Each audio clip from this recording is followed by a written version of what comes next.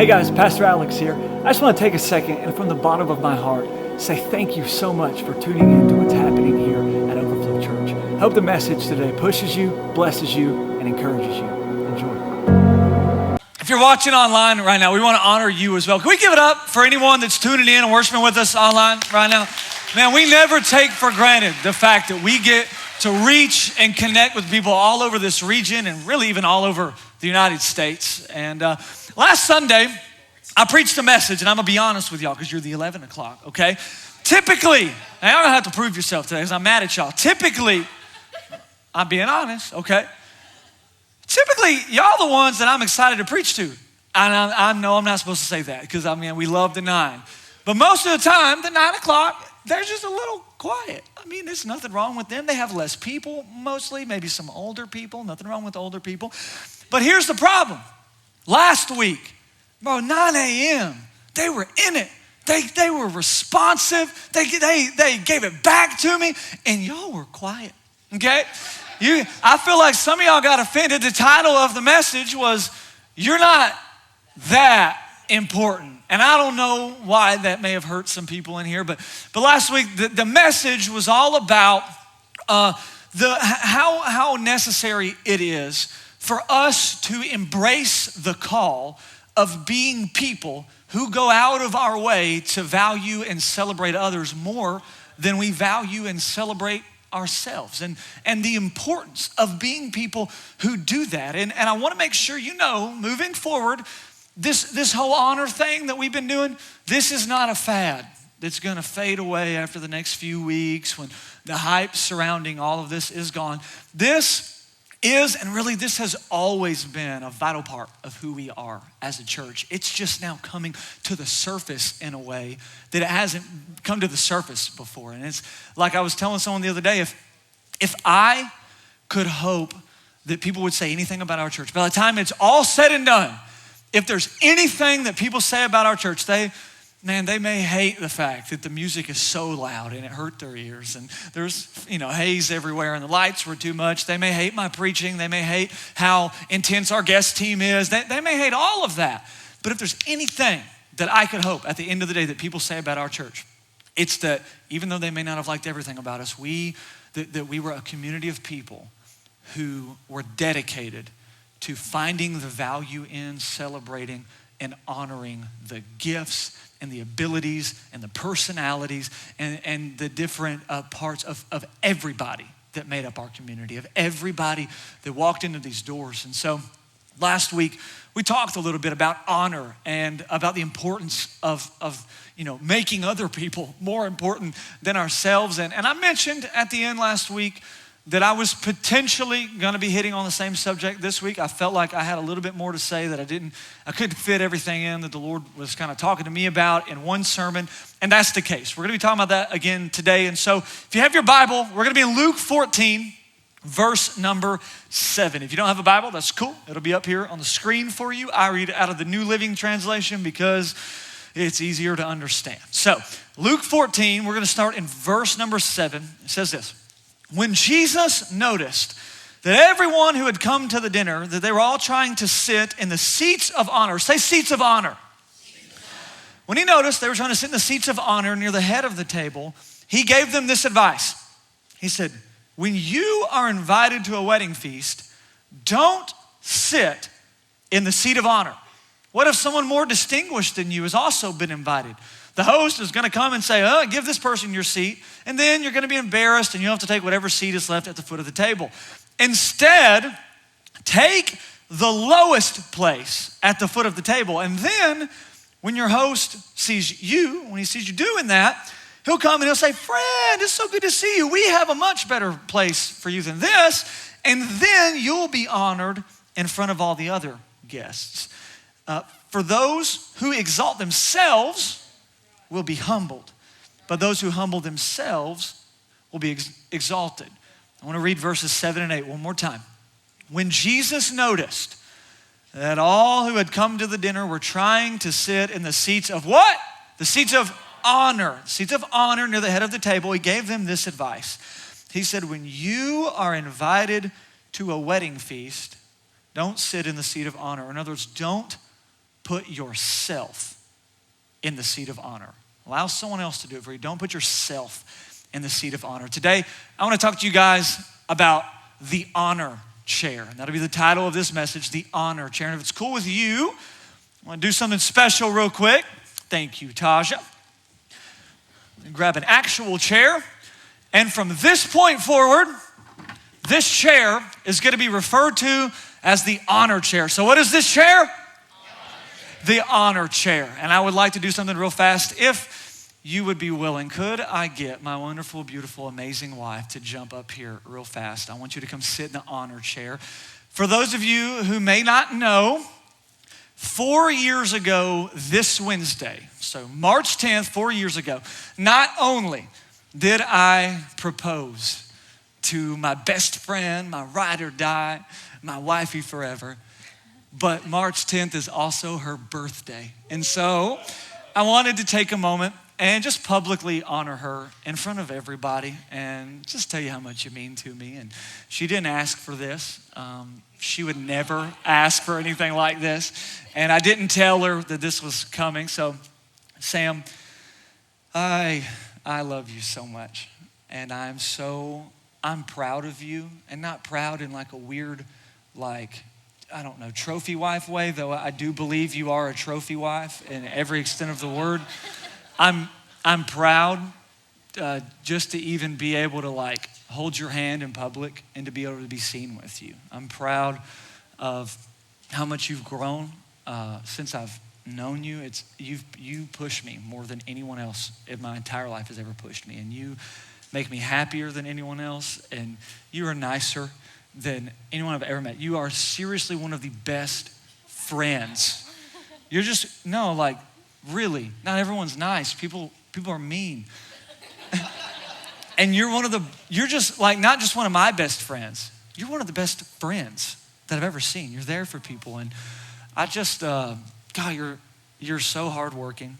And there are many weeks where you bring the bread home in a way that I don't. And you're so skilled and talented and beautiful. And I'm just honored to be your husband. So I love you. Would you guys, even if you don't know her, would you just give it up for my wife real quick? I love you. You can go sit in a regular chair, but leave the honor chair up here for me. I'm going to use it. And speaking of the honor chair, if you've never been to one of our Sunday morning rallies, I want to hereby officially like invite you and welcome you to come be a part of that. And what that is and it's open to anybody, it's open to everybody, and it starts somewhere between 8 and 8:15 a.m. I won't tell you it starts at 8 every single Sunday. In fact, I won't tell you it starts at 8 ever, because it never starts at 8. It's supposed to be the 8 a.m. rally, but mostly it starts at about 8:15.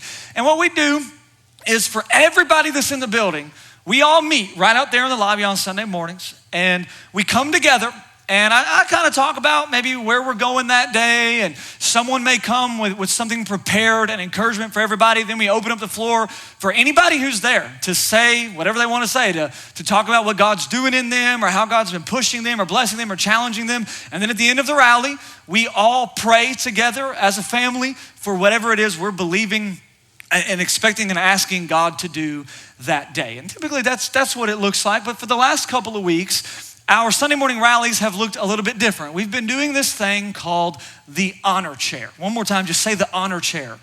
The honor chair. We've been doing this thing called the honor chair, where somebody in the rally, anybody, can nominate someone else to sit in the honor chair. So that person, when they get nominated, they actually sit in a chair that we pull up. And for whoever is sitting in the chair, 2 or 3 other people in the room take 30, 45 seconds and just talk about how wonderful they are. They just honor them, and they just praise them a little bit, not in a weird way, but they just talk about all the different attributes of that person that they enjoy. And we honor those people, and we shed some light on them. And while I did not come up with the honor chair, I'm not trying to take credit for that kind of thing. That's something people have been doing for years and years. I saw people do that before I ever got into youth group back in the day. So while I did not invent the exercise of the honor chair, I love doing stuff like this. And if you have ever been a part of an exercise like the honor chair, you know exactly why I love doing stuff like this, because when you get to sit in the honor chair, it's freaking awesome. You know what I'm saying? You leave feeling amazing. Like, it doesn't matter how bad your week has been or how bad your day has been or what you're going through. When you are the one that gets nominated to sit in the honor chair and you get celebrated for a few moments, well, for the rest of the day, you walk around thinking about all the nice things that people said about you. You smile more than you usually would. Your mood is better than maybe it usually would be, because sitting in the honor chair makes you feel valued, and it makes you feel important, and it makes you feel loved and cherished and honored. And that's awesome. Like, that's why we do it. We want people to know how valuable and how special and how wonderful they are. So doing an honor chair is awesome. But you want to know what would make an exercise like the honor chair way less awesome and way more awkward? If someone nominated themselves to sit in the honor chair. We're out there and you just see me walk up and it's like, y'all know what time it is? It's honor chair time. Honor me, like if I just pulled it up and said, man, I'll just be frank with you guys. I am amazing, and I would like you to take a moment and recognize that. Just take a few seconds, remind me how awesome I am. Come on, who's first? This isn't that hard. I mean, come on, it's me. Like, don't be shy. How horrible would that be to endure? How awkward, how cringeworthy would that be? No one's trying to honor a person who puts themselves in the honor chair. But isn't that exactly what we do all the time? We take the social media and we post stuff so people will do what? So they will like it. We use social media to get people to like us, and we spend tons of money on different clothes so that people will notice us and compliment us. And we go out of our way to change our appearance and to chase a higher social status and to chase more money and to chase more friends and nicer vehicles and bigger houses, all so that we can come across as more important and more distinguished. And I hope you understand, I'm not up here trying to say that nice things or having lots of money or social status or social media is bad. I'm not saying that at all. I'm just using these as examples of how we are all constantly vying for our place in the honor chair. We want to be the ones sitting in the honor chair. We want to be the ones that everyone is looking at and saying nice things about and looking up to. We want to feel special. We want to feel valuable. We want to feel important and cool and awesome. And we want to feel that in some type of way or the other. And for the rest of the world, that's normal. For the rest of humanity, that's a really normal thing. In fact, people will tell you, yeah, you deserve that. You should go after that. You should do whatever you can to stand out among the crowd. For everything else, that kind of thing is fine. But in Luke 14, Jesus is telling us that as his followers, that's not what our lives are all about anymore. That's not what this thing called life is all about. Look at verse number 10 again.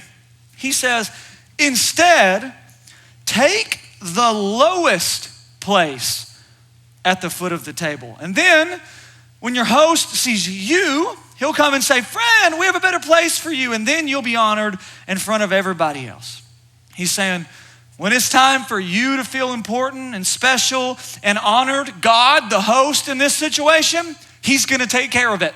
He's going to make you feel special. Your value should be found in him and through him. And believe me, when you need to feel special and important, he's going to make it happen for you, because he's going to remind you how special and important and awesome you are by pointing you to the cross. He's going to say, that's how special you are. That's how important you are. That's how valuable you are to me, that I came down here and I suffered and I bled and I died just for you. He's going to do that for you. And when it's time for you to be promoted, God's gonna do that. When it's time for you to move to the next seat higher up on the rung, God's gonna do that. When it's time for the doors in your life that need to be open for you to be open, God's gonna take care of that. When it's time for you to have a little bit more influence in your workplace or in your friend group or in your family, guess what? God is gonna take care of that. That's his job. That is not our job.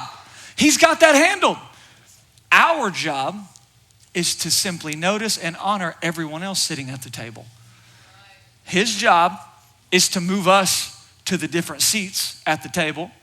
Our job is to simply assume that everyone else at the table deserves that seat. And you know, let's get real, that ain't easy. We don't struggle honoring and appreciating and valuing people that we don't know. We can root for athletes and celebrities and politicians with relative ease because the reality is we don't actually know those people. None of those people sit around our tables. We don't eat with those people. But who does sit around your table? Who is it that you do eat with? Well, I mean, practically, like your family, your friends, your peers, the people that you work with, the people in your community. Those are the people that are at your table. Those are the people that you eat with. Those are the people you really know. And he's saying, look, the people that you need to be honoring are the people that you really know. But who are the toughest people in the world to honor and celebrate sometimes? The people we really know. The people that we've seen them at their worst. The people we've done life with the most. Anybody in here ever had a roommate? How'd that situation roll out? You were best friends. You liked all the same food and you laughed at all the same jokes and you listened to the same music and you hung out all the time and you posted pictures of each other and you were each other's buddies and you went out to eat and you couldn't wait to be roommates. Some of you girls, man, you couldn't wait. Y'all were planning it out. This is what this corner of the house is gonna look like and we need to do this color scheme and over the fireplace we're gonna have a wreath right there and it's gonna say gather. You know what I'm saying? You had a plan, you were ready to be roomies. And then you moved in together. And you really got to know them. And things changed. You really got to know some of their bad habits firsthand. You really got to know their crazy boyfriend. You really got to know their crazy girlfriend. You really got to know their mood swings. You got to clean their dishes. You got to pick up their clothes. You became real familiar with all their nasty smells. You really got to know all of their annoying quirks that drive you up the wall. And man, they were your buddy. They were your friend. Then after living with them for 6 months, now all it takes to irritate you is them walking in the door. You could be in your room watching Netflix, eating your little Totino's pizza, you know, because we're in college. You're just chilling in there. They don't do anything to you. They just pull up. And you're like, ugh. They ain't said nothing to you. They haven't asked anything from you. And you're just already sick of them. Why? Because you really know them. Now, before, you just hung out with them on Fridays and Saturdays, but now you're with them all the time. Now you sit at the table with them all the time. Now you really know them. It's why you end up liking your parents more once you move out from living with your parents, because you really know your parents. You know, other people see them at church, but you get to be around them all the time. You really know them. And this is kind of a point today. You can write it down. It may not help you. It's just the truth. Honoring people that we really know is really hard. Like I said, don't go get that tattooed on your body. That's not going to help you. Nothing. It's just true. Everybody said amen to that. Honoring people that we really know is really, really hard sometimes. But correct me if I'm wrong. Isn't that what following Jesus is actually all about? I mean, we make this thing so hard and confusing sometimes. Like, going to church is awesome. And reading your Bible is important, and prayer is necessary, and serving is good, and giving is good, and learning about Jesus, of course, is important. But I don't think that the goal in like Christianity or living for God, I don't think the goal was for us to stop at learning about Jesus and being able to like recite things that Jesus said. If I'm not mistaken, I'm pretty sure the goal was for us to live like Jesus. Pretty sure the goal was for us to do the things that Jesus did. Like, we can disagree on theology and on preference and on how church should look and on what we should wear and on who should be speaking and who shouldn't be speaking. But I'm pretty sure everyone's gonna agree that like at the end of the day, the most important thing is that we should be trying to do the same kind of things that Jesus did. And Jesus did a lot, but if there's anything once again that I think we can all agree on, it's that Jesus went way out of his way to honor and love and place value in everybody that crossed his path. Not just the people that he liked. I guess he liked everybody. Not just the people that liked him. Not just the people that made it easy. Not just the people that were cool. Think about it, man. When other people despised Zacchaeus because of some of his dirty politics, Jesus went over and ate lunch at his house. When other people ran from the demon-possessed guy and the Gadarenes and the graveyard, Jesus sat and talked with him. When other people talked about Jesus' buddies and called him a bunch of dumb fishermen, Jesus, knowing that they would even betray him one day, he called them apostles. He called them leaders. He said, no, these people are going to change the world. When everyone else, if you and I had been in Jesus' place and we had the power to call down fire from heaven, right? If we had been put on the cross, if we had been the ones that everyone was coming against, we would have done it. We would have said, well, get him, God. That's not Jesus. He willingly takes the cross, and then what does he say? He doesn't say, your vengeance is coming soon. He says, Father, forgive them because they know not what they do. God, I mean, to narrow Jesus's life into like one thing is pretty impossible because it's so multifaceted. But I think it's safe to say that if we could boil down what Jesus did and what his life meant, Jesus's life mission was putting everyone around him in the seat of honor, putting everyone in the honor chair, his friends, his family, the weirdos, the people who probably creeped him out a little bit, people he disagreed with, the ones that didn't like him, the ones that talked about him, the ones that did him dirty. He put everyone in the honor chair. And so my question is, what if we lived our lives as if everyone around us was sitting in the honor chair? What if every moment of our day we viewed every person we came in contact with as if they were currently at that moment sitting in the honor chair? I guarantee you our conversations and our thoughts and our relationships and our marriages and our actions and our words would be a lot different than they are now, because there's a very specific way that you interact with someone who's sitting in the honor chair. When someone's in the honor chair, you don't make fun of them. When someone's in the honor chair, you don't remind them of their mistakes and what they forgot to do last week and what's messed up about them and their faults and their weaknesses. You're not rude to them. You're not mean to them. You don't talk over them. You don't ignore them. No, when someone's in the honor chair, whether that person is weird or they creep you out, or whether they're irritating or dramatic or pretentious, when someone's sitting in the honor chair, you go out of your way to celebrate them.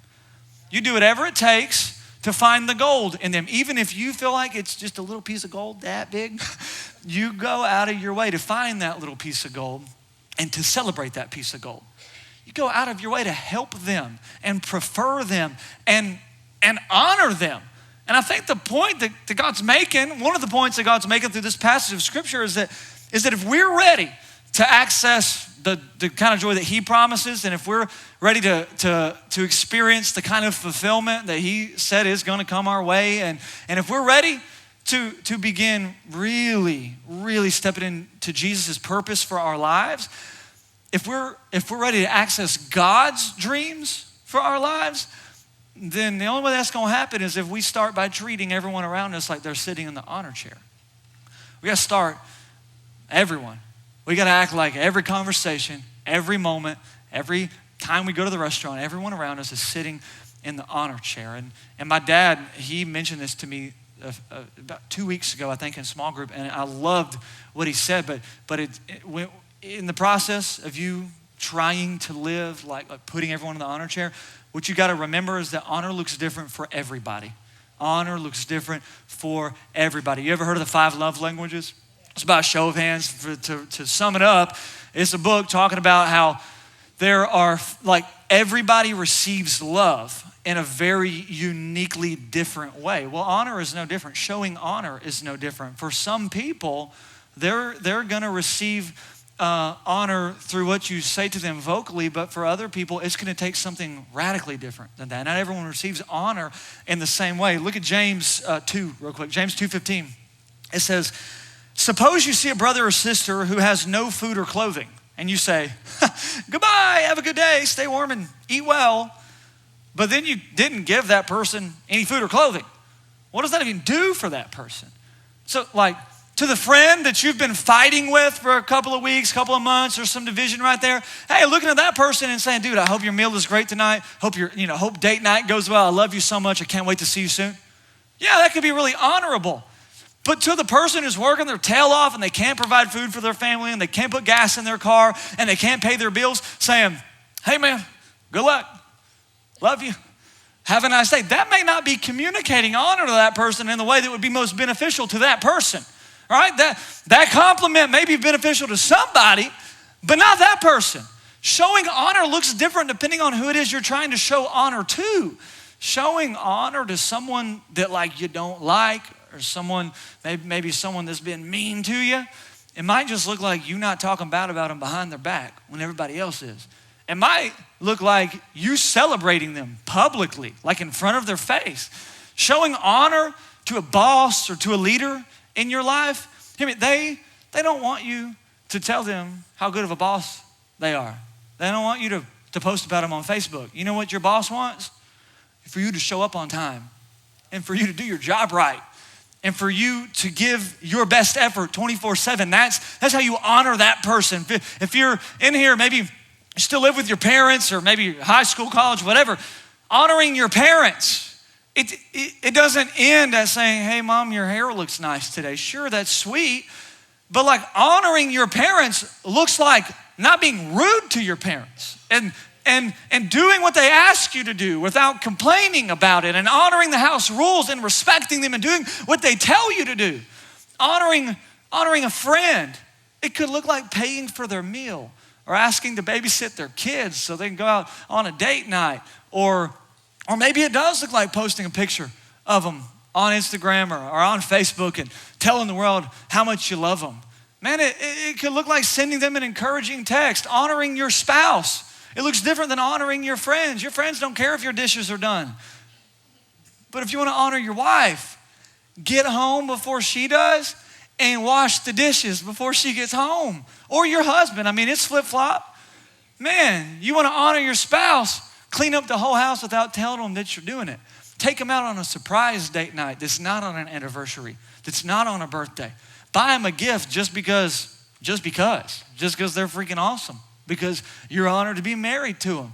Do something sweet for them. Send them a text in the middle of the day and say, man, I'm thinking about you right now, and I just want to make sure you know, like, you're my favorite person in the world, and you're awesome, and I could not even imagine being married to anybody else, and I'm just praying for you.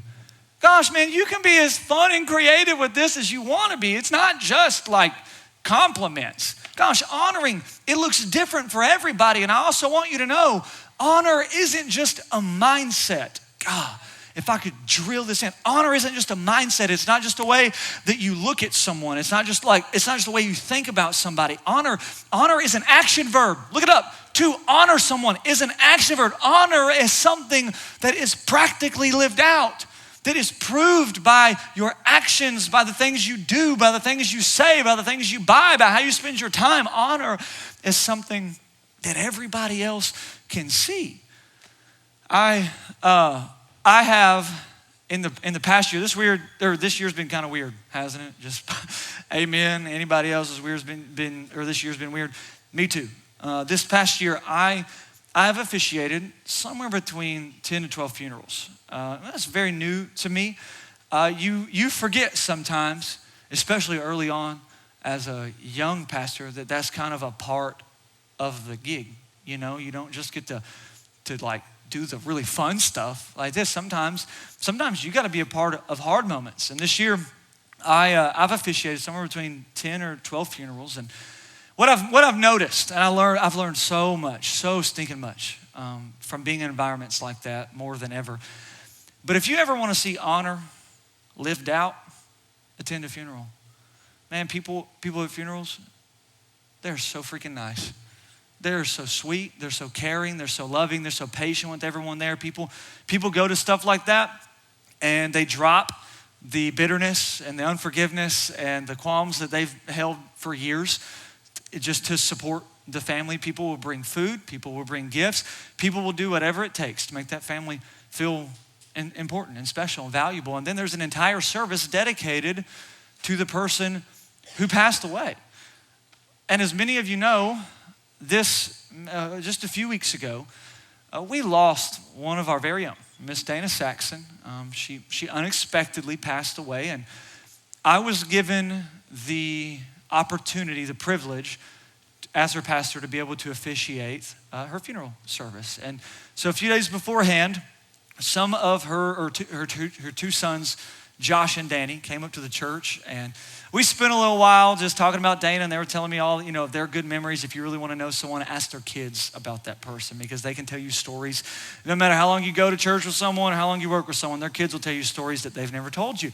And so they got to tell me some stories about Dana and fill me in a little bit about who she is. And I learned a lot of things about Dana that day that I didn't know previously. I learned that her favorite place to go was the beach. I learned that she was excellent at cooking or at making this cake called a better than sex cake. And her sons demanded that I say the phrase better than sex cake during her funeral, because they knew, number one, she was good at it, but number two, it would make her blush if I said the word sex during that. And so I did. And I told everyone she was really good at making a better than sex cake. And then lastly, I found out that one of Dana's favorite things, really her favorite thing, was enjoying a cold glass of Coca-Cola. How simple and fun is that?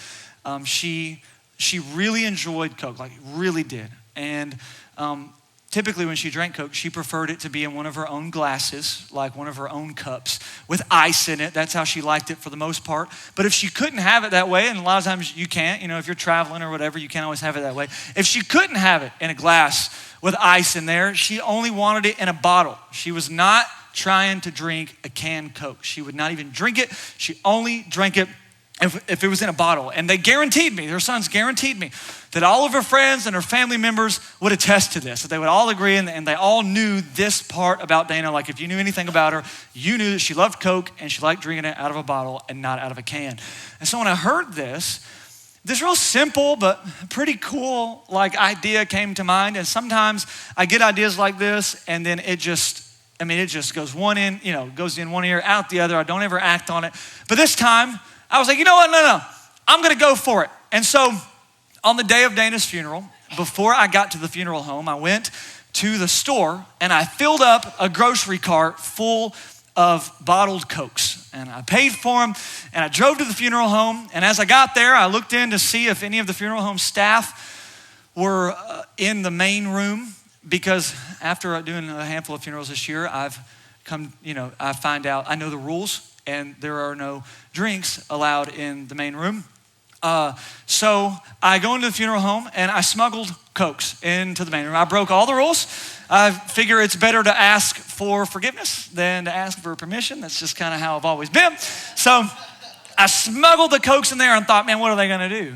Who has the guts to say something? And I thought, they're not going to say anything. And I passed a Coke out to everybody that was in the room who was staying for the service. And so then the service started, and there were some songs that were played to honor her. And then I got to get up there and just celebrate Dana. I always talk about how this is, not only are we here today to mourn their passing, but we're also here to celebrate their life and the legacy that they're leaving behind. And we celebrated her and we talked about her. And at the end of that speaking segment, I mentioned how much Dana enjoyed Coke, how much she enjoyed drinking a Coca-Cola. And I asked everyone to grab their Cokes and to hold it up in the air.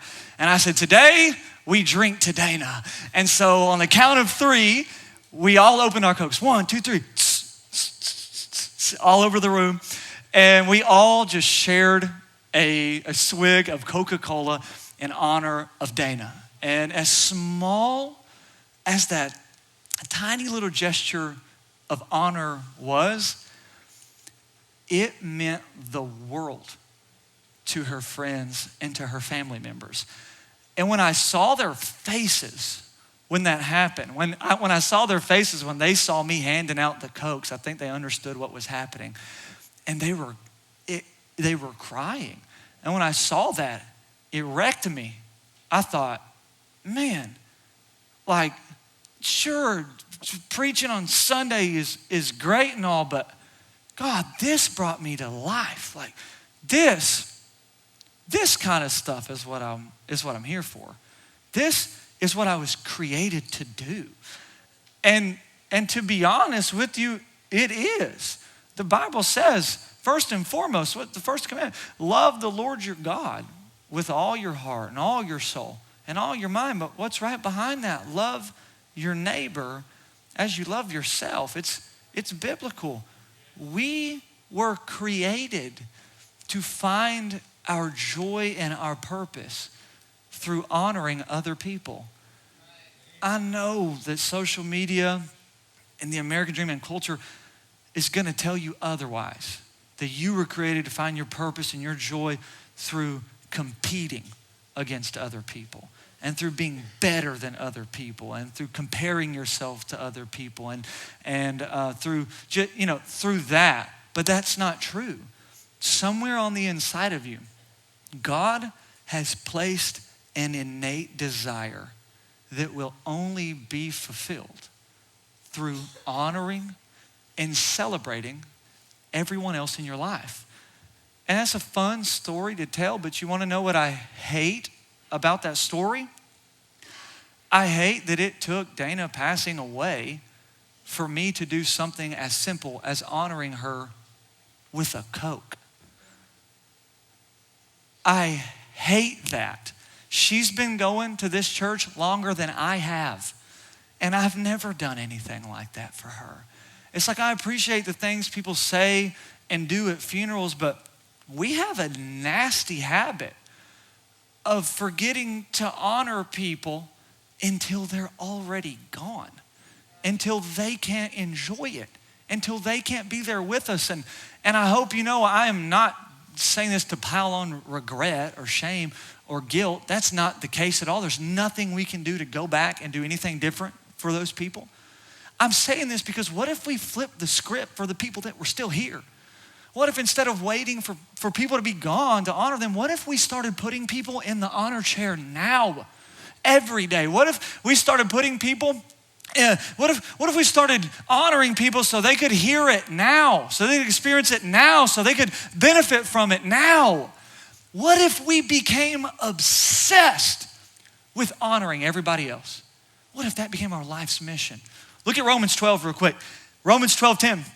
It says, it's so simple. Outdo one another in showing honor.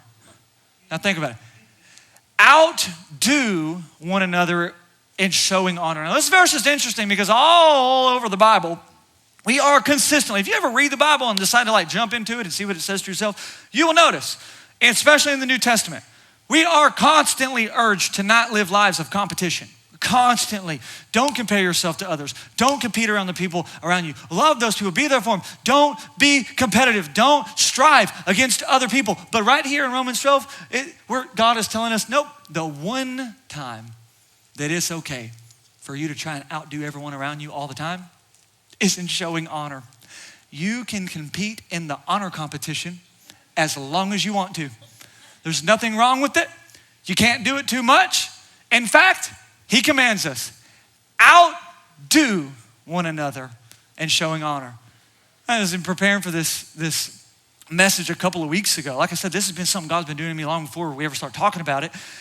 I've stumbled across that verse in that particular translation, and I thought, my gosh, that is so cool. Like, that is so different than anything I've ever heard. I've never even really read it that way. And it kind of blew my mind so much that a few weeks ago, and this is far-fetched to maybe do in every moment, but I've been trying. I committed to trying to outdo everyone around me in honor in every situation.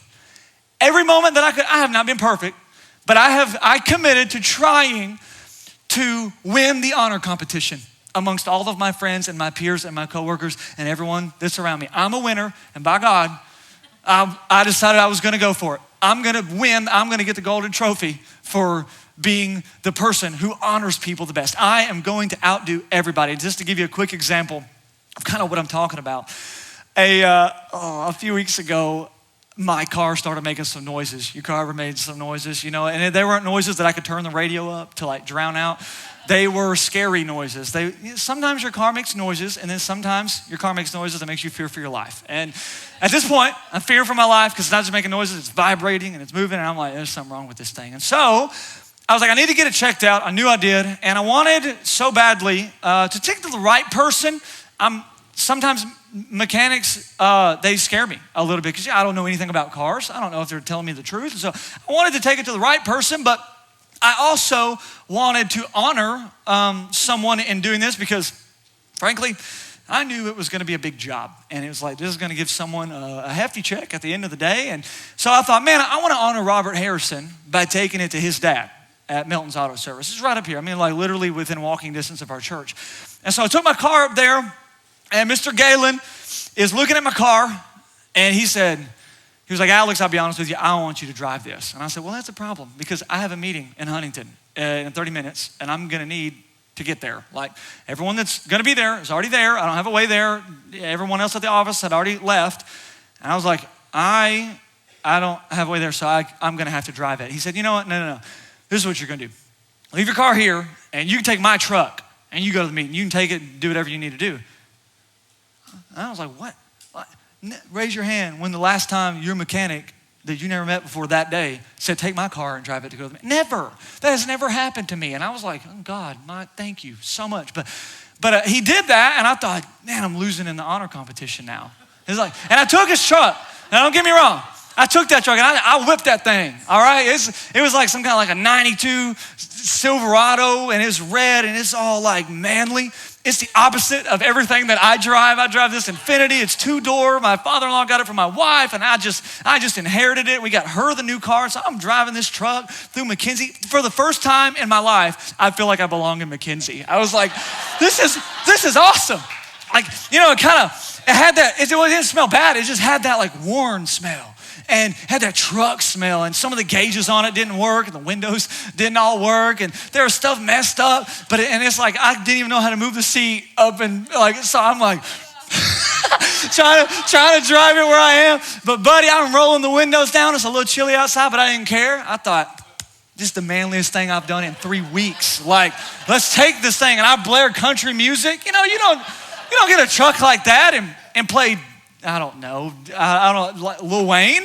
You get in a truck like that and you blare Garth Brooks. Like, so I turned it up, and I thought, my God, the only thing that would make this better, I don't even like sweet tea, but I thought if I had a sweet tea, that would make this experience even better. But I'm whipping the truck, and I'm literally telling Michelle, I'm like, man, I might give me a truck. Like, I loved it so much, but on the way home, I was thinking, man, I'm losing the honor competition right now. He just gave me his truck. How do you top that? And I thought, I've got an idea. I noticed that the gas gauge, was low on it. I don't even think it's like working, to be honest with you. It wasn't, actually. I find out later it's not working. I noticed it was low, and I thought, man, I only drove it like 12 miles, but I'm gonna go fill it up. I'm gonna give it to him, and he's gonna have a full tank of gas, and I'm just gonna honor him for letting me do this. So I fill it up, and I give him his truck back. And like 2.5 hours later, I get a call. And he's like, Alex, this is Gallien. He said, did you put gas in my truck? And I'm like, yeah, of course I did. Like, I'm pretty sure anyone in this room would have done that. If someone just let you drive their car that you've never even met before.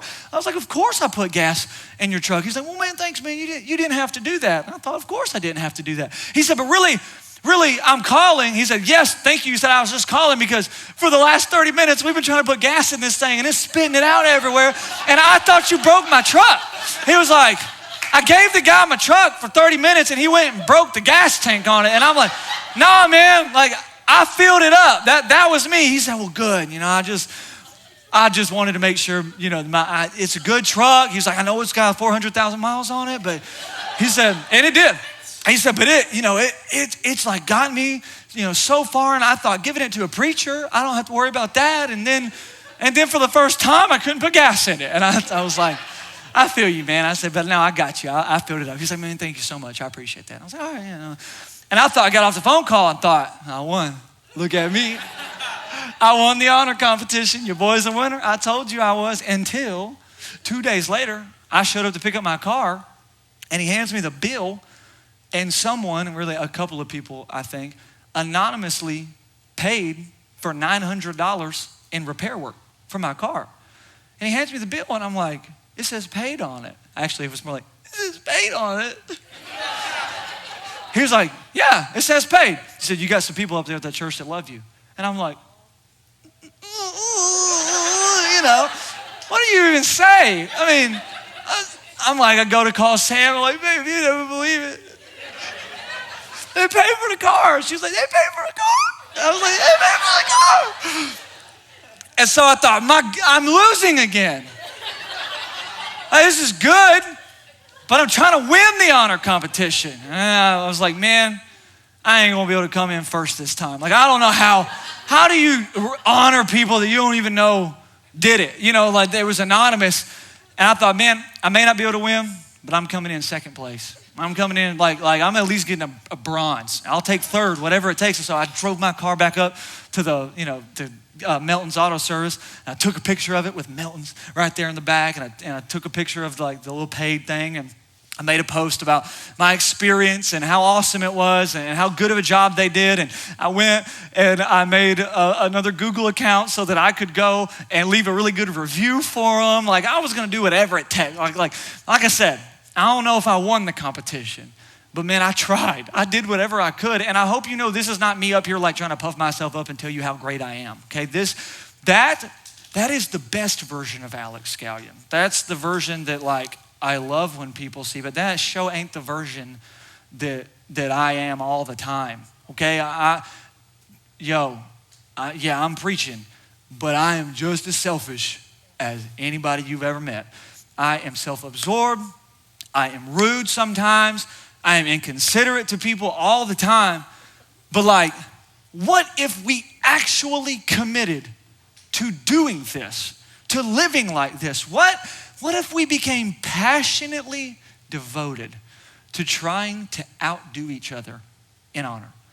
What if we became obsessed with putting everyone else around us in the honor seat? We gave up our place and we just became obsessed with putting everybody else there. What if we started complimenting our spouses all the time instead of complaining about our spouses all the time?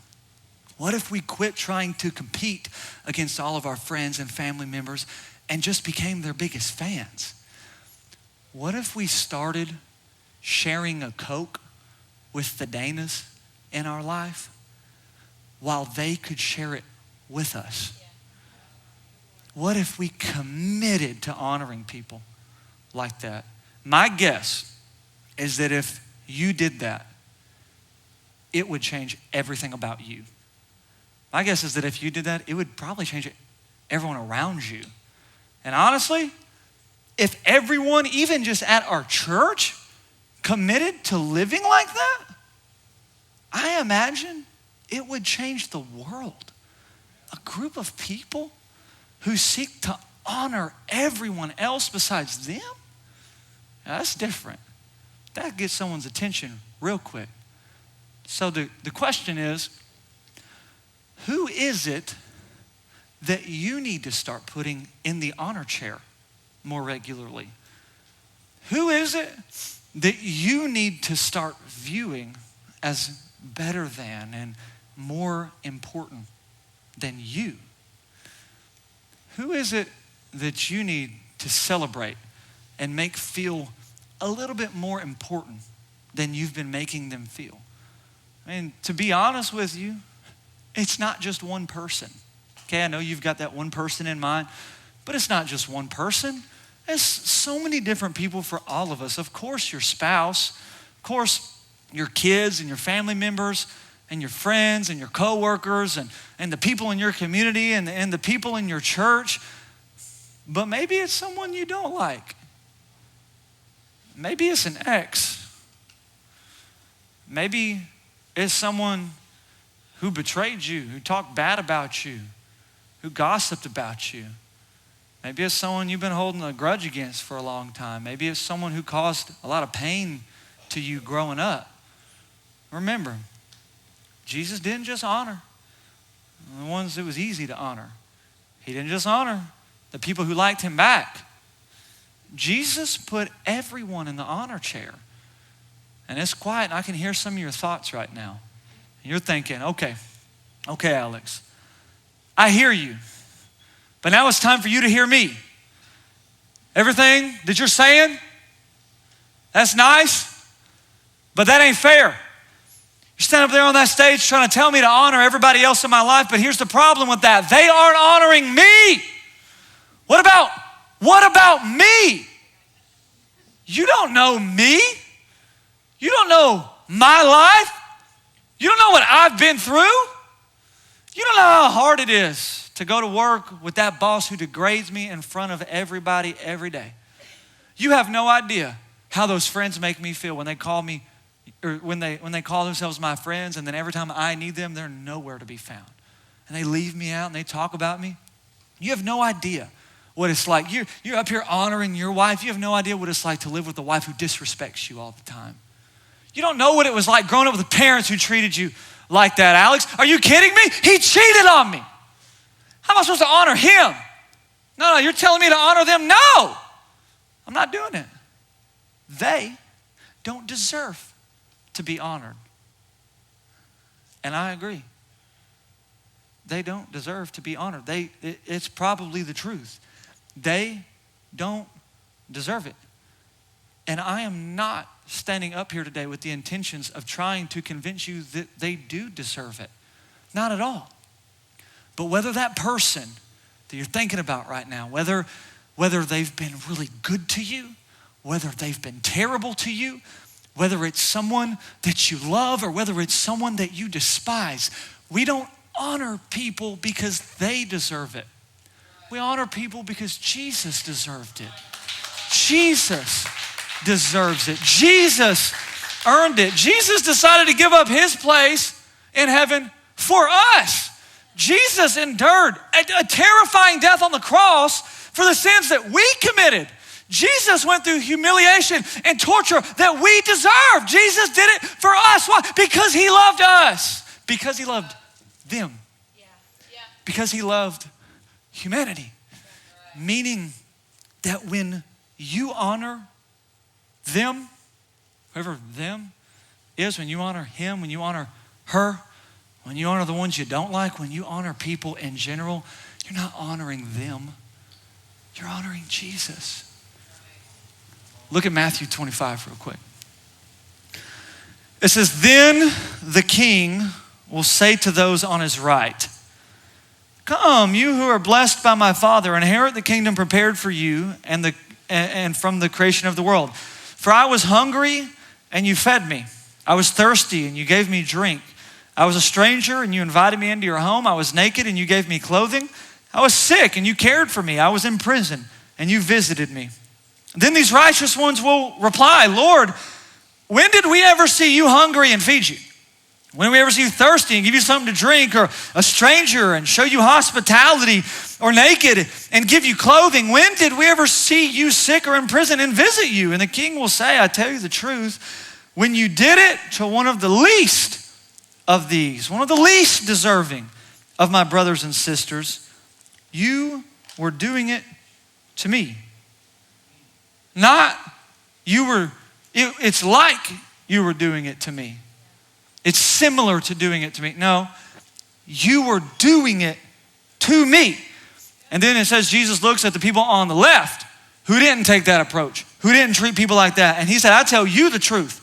When you refused to help the least of these, my brothers and sisters, the people who deserved it the least, you were refusing to help me. You were refusing to help me. And those people will go away into eternal punishment, but the righteous will go into eternal life. When we withhold honor from even the people that we think deserve it the least, we're withholding honor from Jesus himself. That is why we go out of our way to honor everyone, to honor the creeps and the weirdos and the people we disagree with, the people we don't like. That's why we go out of our way to honor everyone, because when you honor Jesus' friends and Jesus' family and Jesus' kids and the people that Jesus loves and the people that Jesus died for, you aren't just honoring them. You are literally honoring Jesus. Jump up on your feet with me real quick, if you're willing, if you're able. Now there are 1,000 different ways that you could be honoring people every single day. And there are probably 1,000 different people in your life that you could be honoring every single day. But I got a feeling that for someone in here, the person that you need to put in the honor chair right now, today, is Jesus. Before you start trying to become a better person and grow and love people better, you got to commit to loving Jesus better. It's time that we honor Jesus with fully surrendered lives. No more half in, half out, no more games, no more living just for ourselves, because that's how you honor Jesus. That's how you celebrate him. That's how you put him in the honor chair. By letting your life be a thank you card for everything he's already done for you. For every time he forgave you, for every moment he was patient with you, for every time he didn't strike you down, even though he saw your motives and he saw your heart and he saw what was happening in secret, for every time he loved you, for every time he came through for you, for every time his presence was there, even when you didn't deserve it, even when you were questioning him, even when you were running away from him. That's how you honor Jesus. By giving him everything, by putting him in the honor chair of your heart, by putting him in the throne of your heart. Jesus, that's what he deserves. They don't deserve it. Jesus deserves it though. He deserves it. That's what he earned. And for someone in here this morning, I want to give you the opportunity to do that right now. Because hear me, Jesus doesn't just deserve all of you. Jesus wants all of you. God, man, he wants all of you. Of course, the parts of you that you like, but he wants all of you. Your insecurities, your questions, your doubts, your fears, your anger, your grief, your brokenness, your addiction, your problems, your struggles, your mistakes, the parts of you that you don't want, the parts of you that you don't talk about, the parts of you you keep in the dark. Jesus deserves it, and he wants all of it. And he wants to use that part in you. Jesus don't need your good part. That's the thing. He's good enough. Jesus, he wants to use that stuff to bring him glory. He wants to use that for his kingdom. He wants to use that for the sake of his honor. And so this morning, if you know, maybe you've been running from God, maybe you feel like you're far from God, maybe you've prayed some prayer and did something when you were young, but you know the last however many years you haven't been serving God, you haven't cared about God, and you need to start fresh with him today. Or maybe you know you've never given him everything. You know you've never fully surrendered your life and given him every part of who you are. You've never put your faith in Jesus, and you need to do it for the first time. Whatever camp you fall into, this is your moment right here. Thank you guys so much for tuning into the message today. Hope it was meaningful to you. And if it was, be sure to subscribe to Overflow Church's YouTube page. And if you want to give into the move of God happening here at Overflow, you can do that through our website or through our app.